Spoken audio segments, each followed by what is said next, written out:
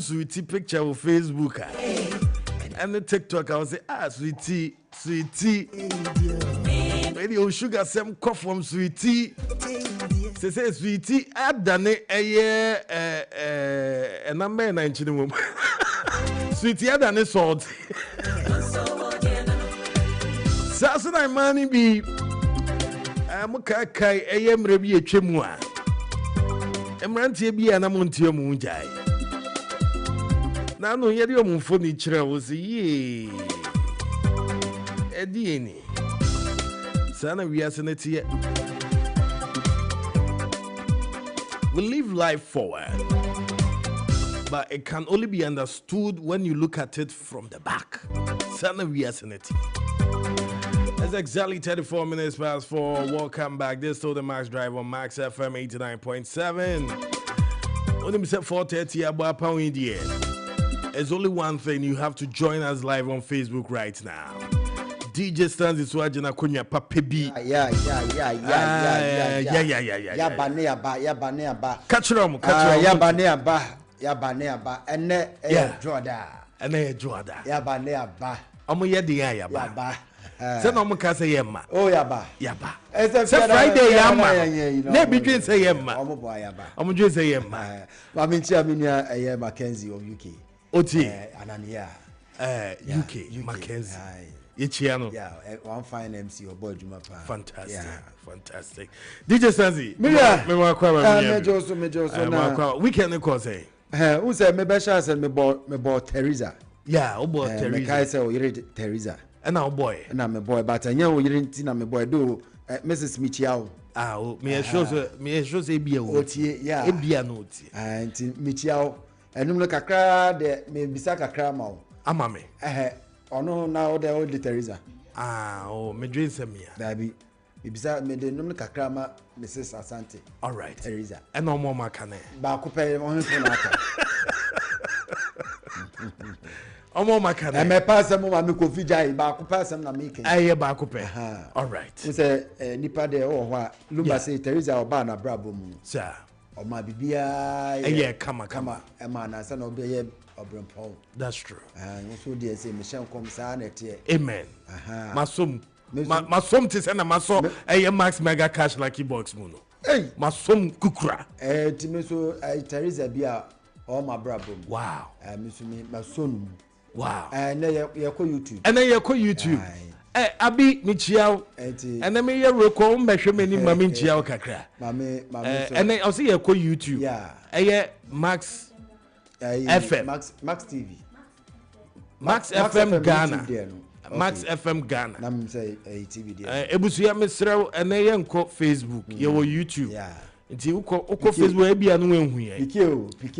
Pike say so person o de ye ko YouTube. Ona na so yes a o. TV fu say Atmota Forest. Pike Michia Pike. Ono so ye good guy. Oh yeah. Nti ye chia no one Abigail ye chia mu na. Nti ye chia o Teresa no. Yeah. Back to the matter. On the Teresa. On the Teresa. Boni di ni enchia ni ye. Deputy on the Teresa but on the Teresa. Teresa so Cecilia. Wow. Yeah. And ye chia baby bia wo bia ye chia. Don't worry, me pem no. Ye be shia no. Beautiful woman. Yeah man. A caring woman. Yeah man. Ye chia no. Yeah man. Na then Alexi I say ye chia bia any I was a fresh so you nani. Fresh the bia wo case for. Inti e bia o dream the world be kwa kwata. Ko defend. Antino. Ye chia no. O Cape Coast Antino. Wow. Yeah. Wow. The bia fine. They say Cape Coast fan say. Oh. Me say Cape Coast fan. Oh. Me ni mom de ba me bisa. Aya we na tie call Godwin. And you be bisa Godwin. Say fan here saying. Na ye mbuki for the rest of the year now. Until we can be able to kwaba. And atimam ready na. Me the 1 year leave have it. Oh, that's nice. That's nice. Yeah. Lady in Cape Coast. Yeah. Mystery lady in Cape Coast. Yeah. Max Drive team in Yichiao. Yeah. Ebusuya kronkron no abeka ho yi. Intermediate masem ye baako. So waba tenase. Waba tenase. Inti yes. Inchia na ochia no chia ne ye. Oh, na se ne hawo ye no wan hwe yi nso ana wakofa asem aba. Asembe. Messi mystery lady or Cape Coast. Wabe join ebusuya kronkron. Inti se waba. Yeah. On tenase. Sa message na no. Baby if it has na me nhye dan. One thing, me say wabe join ebusuya kronkron. Inti se waba. We then no siri. What is your matter? Why fresh show they laugh? Na ga say ne were no ko ito. Yeah, be ko ito. I don't know. Mama tunchia ne biem so ma eye unse na otwe ne yakoba sa na ya. I know the enchia ne do and say birthdays be ne o. Yeah. Mama nchia me nua be ma me brapani ye fe no Richard Menu. Richard aka Komenu. SKA PS2. PS2. Yeah, it was home. So say I can me birthday na approach. Yeah. And the weekend no ye ginam wo ho. Say birthday na how many weeks? Oh, just now 2 and there the following week na na room. It's in then outry. Oh, and I say barely 2 weeks. Yeah. Yeah, yesterday I ready. It's Friday, Saturday, Sunday PS2. Many of Brafo coach them all. Oh, that's nice. Ghana raps so for. Brafo the nyom for Frabe and I can we know ya bebo. Yeah. I can new songs. It's Saturday or Brafo ginem.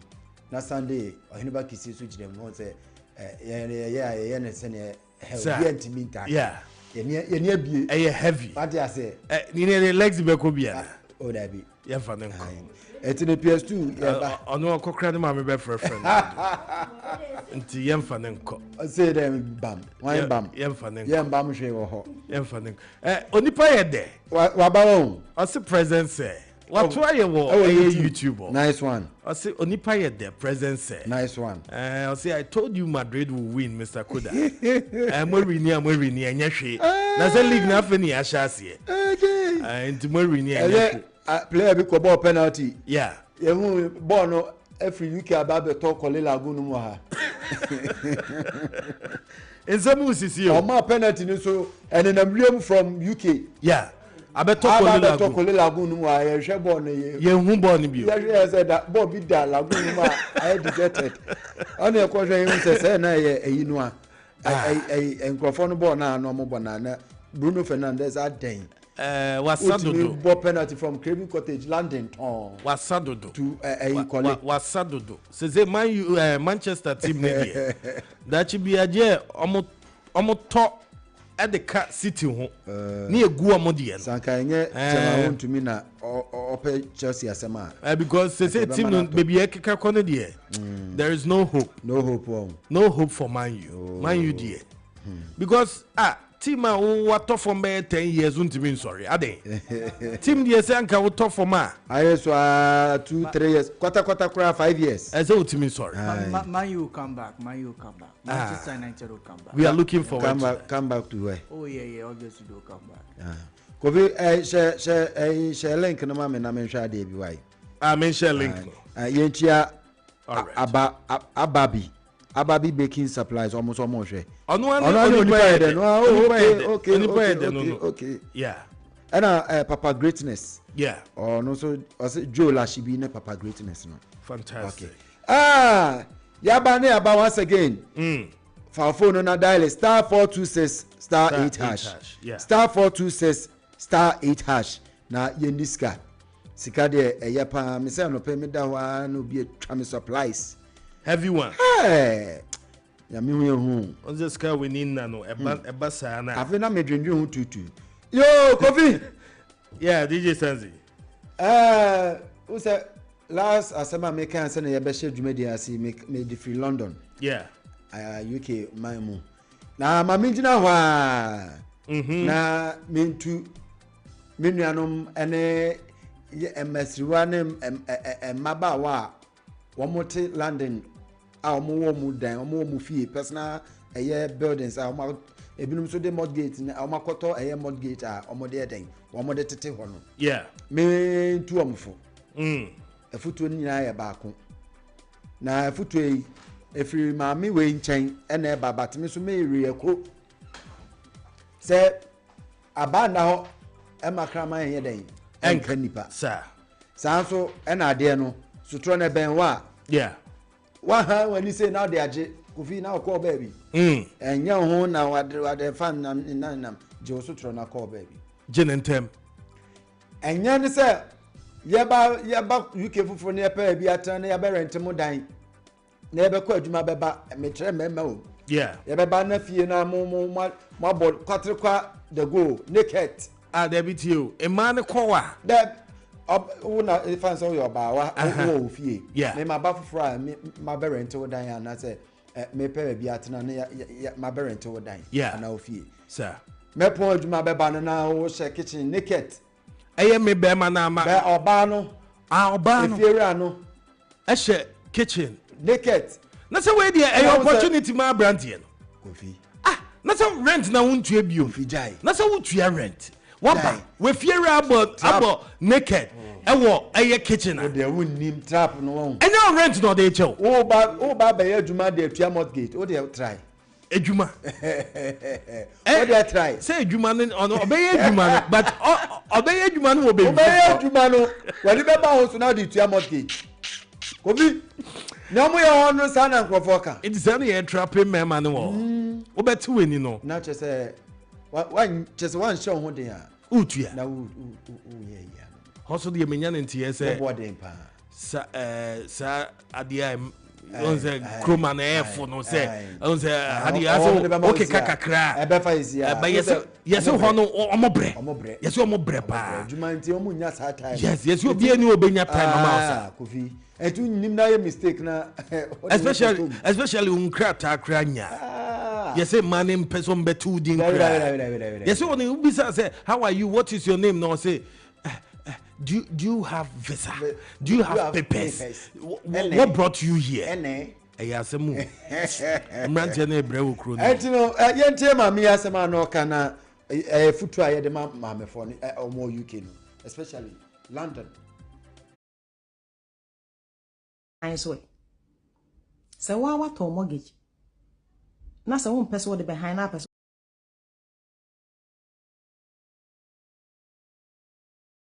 Na be frame en ranwumre. Okwa adwuma bai oba ya ni fiura. Wa ro no hu nyina. E na ogina kitchen won aduane. Ni hu nyina o. E de na mogie.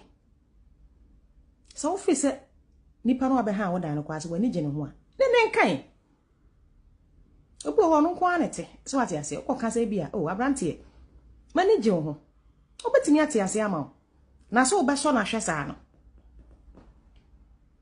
se osenya ba ko nyemienu obeba kitchen no na maame ni gina ho aro ne ho nyina naked na oye aduane ohun ya no wadan na ni brewo. What is this?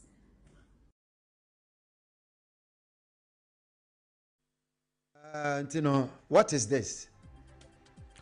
Obi say what is this? Na mami ka say na me say fresh o tafre na no ade yes sir, but this is exactly what they do to mostly ensnare this profile personalities in UK, especially these kind of players and these high profile personnels. At the end of the day, something will happen, and these people will I'm the better trap you. I mean, they should stop this. Is a very when you better na mortgage now no akwaje no. Yeah. Now na wutua what I say. Na wutua ho ka kakra when better na just say from or the oko. Etino ya bom kokko yesre mu a. We are renting with happy ending. Last time we spoke about renting with happy ending pa. I know it. But yen two mrantie ne fo. We are brantie na say o ma o third leg no. E di weni mu abrabo mu a. E do be consohwe. Oh yes. Nti e say time bia no o ma adwene ye sharp more.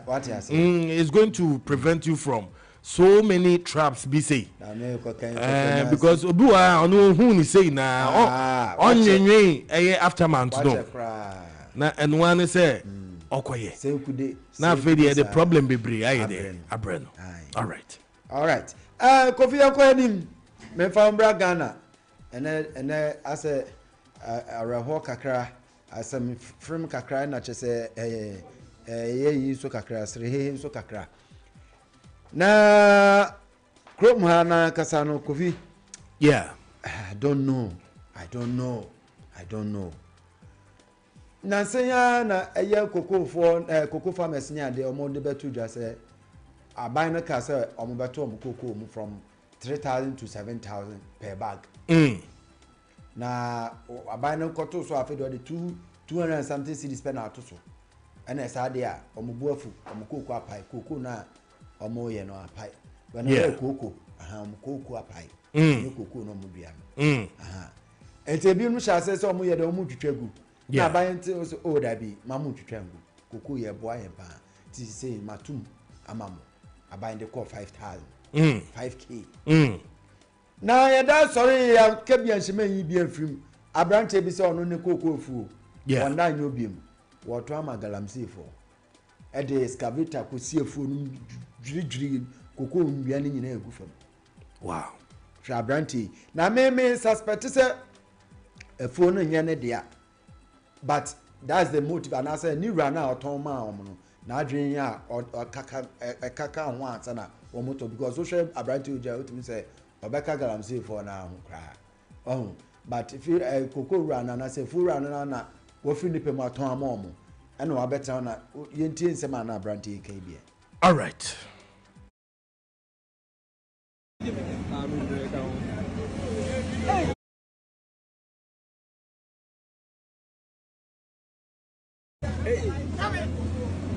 It's my own property. Oh, darling. It's never calling you.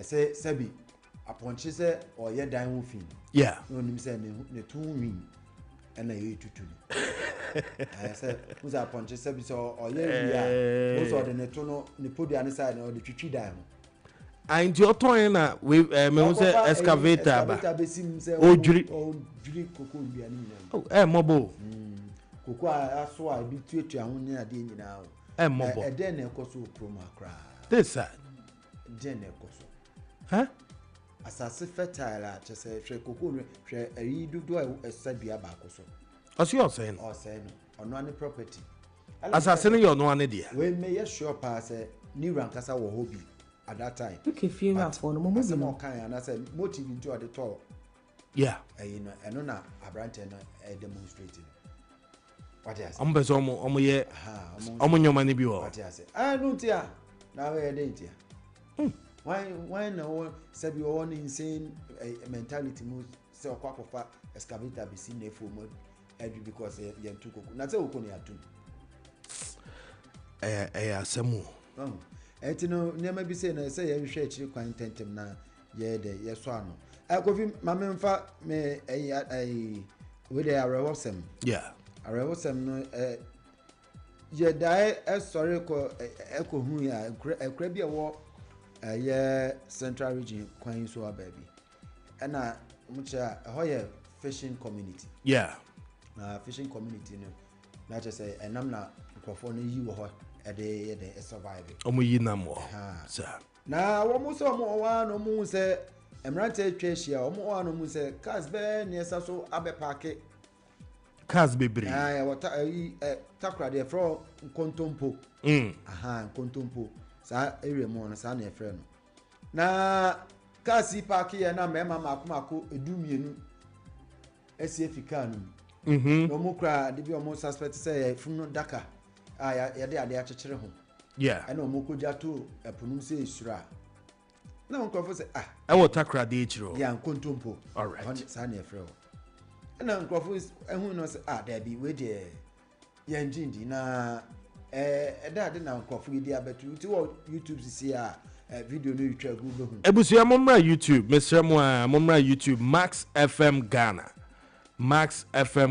eti when na nkrofo pinche ho mfitiase boys na ho no pinche ho no bisa na ede na mo abeja tu nso mu na nkrofo no say enye we bia sa na enema we bi na ewo mu na ya bede ya betu agu eti nkomo de ma omo ye sa nkomo ja omo mama akọ yeah but let omo say nkrofo for cars ni ene omo cars no ene kromo for boys ni bi meka ho na womo nyina nsimra yeah na yemi so omo ni enti a ba bi omo free bar omo timi frustro yeah abegu ene nkrofo isi ya womo no mo shentade a ya drodro mystery sign di wo mu ni na ntade fita oba kra won bi ana chese yede ya drodro minim say pen o say marker say print ni a print ya tumu a religion bi what you say ye ekuo bi sa me kaba ana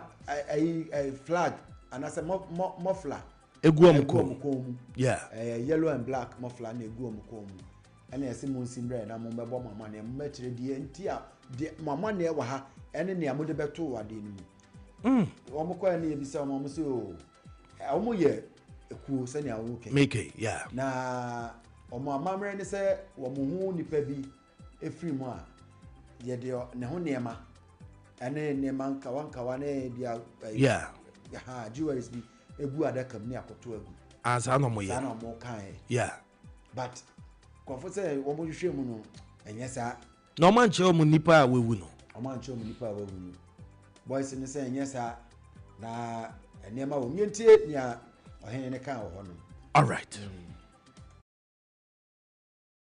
but emranche ne yese until so mo ankasa edo mo ni behu se saade na mo de betu mu no eye personal belongings na nye nipa body no there's no way these guys either them or their cars ebimpo move and according to them no they want to get to the bottom of this particular issue because omo approaching 4 guys na omo de body no eko tupu ni mu no guys no offer them money omo ka che omo say any amount bi omo pe bia no omo mo na omo de be mo and that made them suspicious aside that omo sanso hu strange I that car ni mu a yedi nipa moja to them the blood is not tested yet so I cannot say nipa moja na say enyi nipa moja but to them a moja wom they believe say ade no mde koto ponim no nipa body and sa nipa no omo susu say omo atwe ni moja asa moja no ebi wa strange ni ma bi so ewo kanim enti until say they get to the bottom of this particular issue no there's no way omo makwan ama sa mrantie akọ anasa omo cars no akọ ntie no nam so a omo de free police for one second d ama sa bre police for no ababefa Sam Rantie enkono together with Obabesia baako a ono ka ho edo mo akwa kopiem o police for akachi you know chende no skabia ye pede ebo no yanka na wontu amayen na enso ye che na ben say Nigeria na Ivory Coast na bibi na Ghana haya na sadiyesi Ghana haya hey ense mu sisi yeah one of one why careful that saw it first. Yeah. Yes, they said they wanted to offer them something in terms of money or anything. But they rejected. They rejected that. Kudos to them, though. Fantastic. Yeah, very good job. One can be just canana. Oh, no. Charlie, with you, man, you no go take her. No. I can't be so hard. For sure, say, well, who say nipa ne demo? Oh, yes, but I mean, to see such blood and then. We then say they will give you 1 million Ghana. Yes, and maybe somebody blood no there. Omo ayimu no enye we mu na omo di kan de ade no koto mu no. We mu de no mo te kan no. Sir. Nti nkofo na omo di kan de ade no koto mu na offers can. Yeah. Nti later ye ma we mu si fam no. Yeah. Omo hwe cars no mu no. And omo moja. And traces of blood and is is range no. Okay. Hey, asemo. Hey. Entino wona ma na why you careful yeah and my last story na me sorry Kofi mira ho then is mira ho na area my investigation ahwa say me hu baby asem we see but Ghana ya yakopon ya adoma me sure say by ochina na me hu area asem see na me de no abrete for but asem no de meka say asem nis wo hu so yeah say obewo a me pacho pi menko men try enemy condom ne bonya den say waso say obetimi aye bibi ete sa say waso pa say obeye sa de no na obeye de a na wo hwe na ontimi nwo a condom ho use condom na ye free ana say obekwa akoye family planning bia wa ye no wa ye free wow na emomu no mesrew say wo hu so ya enkoda mabema no nda sabi raw na nkofa nyinsen na akoda no na ba be sofa wo Kofi ya dancing yes so ya da sorry ya say akoda botofo awo yeah ne ma me de na koto sabi bola ai bin mu a chese nyame apata nka ye de aka bola ka ba be fa ye ho bin ne de akọ ye ni ma bi omodo ko aka akola yi obi pe ba ko kran o person on fa fro no mpo na nsai kra wonya adna bi mutrimo audience akola kete according to be ma crowd na ayini na ka na abesi na ko o the way besi ho no abefa ne a ada one akọ enu na akola ne da no area mo crofo no tire na according to narration crowd onipa ohun say akola ndem kra sabi na adwim kra ka no no ohun say akola ndem no tam no nyame be shira abofra there is a reason in here na so obi hu no na yekoyi ni free baller so very very sad most story ni biani most is there's no the assume we there baller nyame be shira abofra na wa wo be pene so say obehwe abofra ne so inshira ebe ye wo dia fresho Mr. Koda. Yeah. This thing some years back, but then I was in my teenage where I saw the same thing. Yeah. Because I was living around boom. Boom Katamas. Yeah. There's a place called Pombola Top. Okay, saw me a long time ago. So we were home one very morning and then somebody came to dump a baby like that. And do you know what they did? The woman swept and then put the chaves and everything on the baby. Wow. So they tied the baby and then they came to dump the baby. So at a point, one man was from me somewhere and then he saw the thing shaking in the rubber. They've tied it though. So he thought it was an animal. So he took a stick to hit the baby. Yeah. And then I don't know what happened, but quickly, it was like, let me see what is inside that thing, because the way the thing was shaking, no, it was a baby as well. So a baby now. Yes, and they took that baby to the police station, the nearest police station. I mean, this thing has been happening, especially to these rural areas. If Charlie, you go keep a baby for 9 good months, deliver and do this, then what is all this? Wow. People are so heartless. Wow. If you don't fit take care of the baby, take the baby to the appropriate committee who can handle the baby, because there are some institutions that can take care of this. People who are well said. You get that. Thank but you. To dump a baby there, what sort of heartless life is that? Well said. DJ Sanzi. Kofi, and then me de besi na Nyankopon adoma ba ya china no mepe area kwa asem we see na. Odi abetu. Because me be banana me hu story na msena story there. I saw the back. I said me the back because I reho. What me anyi say 9 months. Awowie. Now yes I dey we nipa bone. We wicked. Yes. Na me nya yenko baby a yenfa koda yenko hospital ne ni DNA ne trace baby a ye wo no. Ye be hu nipa akọwo. Na yenko punish nipa. Yes. Fantastic. Ne. DJ Sanzi. Okay. That's it. Yen celebrate birthdays kakra. My main nana adobia nso sick of galamsey, boy. Yeah. So nipa they say, but cocoa is paying huge pound.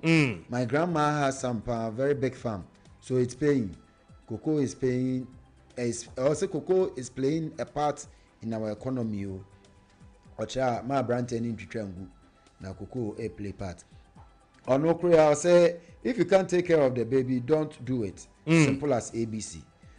God bless you, Mr. Koda and the team onipa yede ya so ya da so onipa yede nyame share say ya ba Facebook I follow your call YouTube so I follow nyanko onipa yede the way I follow ye internet yi so religiously opportunity ba ne ye ko UK ni US ya ye de obekọ wate ye de obekọ wache say oye dampa Solomon onipa yede sir. All right, Kofi Medemanuasi. DJ Sanzi, you better say, Papa, for the stories out there, yen celebrating birthdays, kakra. Yeah. Yen starting with in-house. Yeah. What do you say, Kelvin birthday? Kelvin. On making sure say you be fear. Internet ye be di juma wo fear nyina. Bibia edem so clean. Ahunza. Ohwe bibia so. Ohwe bibia. No wapebi eguso ama. Oye cool gentleman. Kelvin on Pekasa. Ohu ono obesere. Yeah. Oye nti ye bebo mpaya. Oye individual. Yeah. Na company bi na ope sa official email ne ade ne website na. Obe create bi am. Obetimi create ma ohu ya. Me email na me hu baby password na kwoshe. Me kwai na mchenze. Baba Kev. I know they see my password. I say, oh, could that nase? Yes. Within 2 minutes, I could hear now, call internet guru. Office on no account, who's no 4 eyes by working. Yeah, I'm there 2 eyes. Oh, I'm there. You account for a second, 2 eyes and say no, Otimu computer na koma. So who computer na koma? Oh, Bobo code na Abrante. Nyamishran. Yeah. Calvin, happy birthday to you. Happy birthday to Calvin. From Yane Busuya, Yawo IMAX Media. You will show a glorious happy birthday to you. So ben your crank I'll buy it. Kofi. And ye bedia asa asheni di enu amano. Menene tirano so ye bedia asa amano. Kev, nyamishira papa. Afe abi fa eye pictures yi egu ona yen wehye. Mame for me and say Mrs. Georgina Abna Oredua Enim Safo aka Mama G. Mommy Neda a screen is we. This is coming from your daughter Adubia. Adubia say young we show a glorious happy birthday. Mebo more than my kind messages no. I say happy birthday to you, Mrs. Georgina Abna Redua Enim Safo, aka Mama G. I say Nyame Enshirao no nyo kesiye. Ni eda wakuma subia no obadie emfandomo. Na I say, Mom, you are truly priceless, a blessing from God and the heart of your family.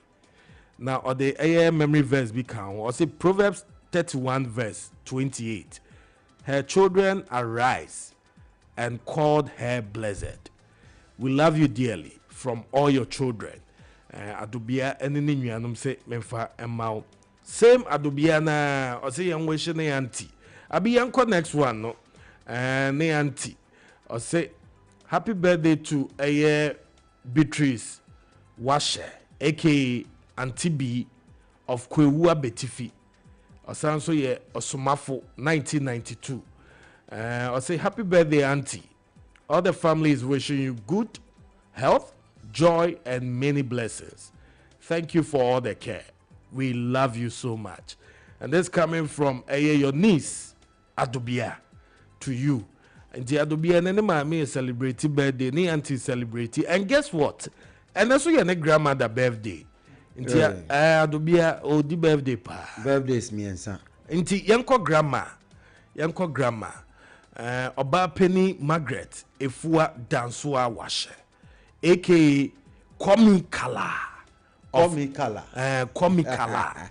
Kwewu Abetifi. Hey. Adubia said, Grandma, may God bless you with good health, long life, and happiness. 81 years and still counting. You are blessed from all your grandchildren. Inti Adubia any ebusuani na say grandma ya will show a glorious happy birthday. Inti mommy, auntie, grandma, happy birthday from your daughter and your grandchild Adubia. DJ Sansi, the best who will be a fakao man. Me waka krebi Abi say ready mama nwose menua ba akosua paradise na nkan no ye adwuma ma oye adwuma wo Rainbow Radio. Oh, nice. What was our lady? Mehuno. Akosua paradise. Happy birthday and come on onuni. Sweet lady. Sweet lady. Menena ne free Kofi and be paying cry. Oh, nice. I am an MS. On an idea waka. Waka. Was it near idea? Oh no waka. Maybe an amesa uncle. I don't know what you want. Some me a bema. Bema de kuntu ani a ko nchi. Ade wabe biwa. Me ka say me say on the senior and one share. Then I yenti a waka. Me aye no. Then I. That me ne buy na agosu I say there serious o. I know what you. Oh yeah. Now start away your friend say. Friend kuntu no mu. Hey. Is that man in the audio? Oh, but Obiam na we. Oh yeah, oh you sweet. She's taking. Yeah. Oh you taking. Not yet, but some me shining sana. But say yes, young lady see ring the almost bia. Oh, we there authentic. Authentic. So she's taking. Yeah. Not for granted. Not for granted yet. But she's taking. Yeah. She's not taking for granted. I said bibi abetimi esi. Obra ye boy bibi abetimi esi. But ye bomb pay say no one will take her for granted. What I say? She'll be taken for good. Serious. For richer. What I say? For sumptuous. What I say? For sika. Prosperity. Because as a body way the this canon now. Okay. And obenya bi. Once again, happy birthday, Commander. And now Ebison Koma Abna Gold. Yeah. And also to Sichofe Boama. And then Jones Yabua, aka DJ Onapo. Yeah, musician, artist, disabled, but Obono Modern. Yeah. And to DJ Onapo, aka Jones Yabua. Happy birthday, Nkoma. Last one, tell me Nikwe. Yeah. Also, and then birthday. Happy birthday, Nkoma Munina. That's Kofi. All right, may that say DJ Stanzi, fresh show. Yeah. So let me say happy birthday to my colleague. He's at Kesben. Yeah, Kesben Media. Yeah, and then the birthday. Yeah. Only Lexi Namo colleague. Yeah, colleague. Until Lexi Sunim no. Oh, name no pa.